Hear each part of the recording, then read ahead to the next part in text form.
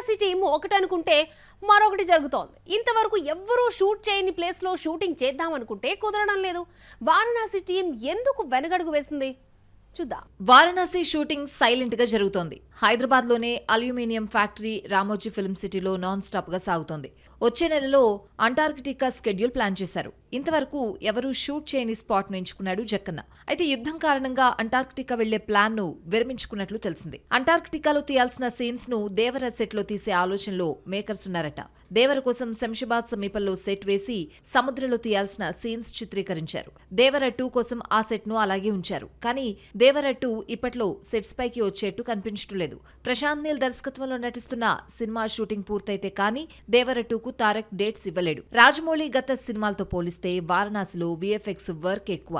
Antarctica episode ను live location లో కాకుండా సెట్ లో ముందే చిత్రీకరించి సీజీ వర్క్ కు పంపించాలి. లేదంటే అనుకున్న టైంలో ఫస్ట్ కాపీ రెడీ కాదు. దీంతో వచ్చే నెలలో ఈ ఎపిసోడ్ ను తీస్తారని సమాచారం.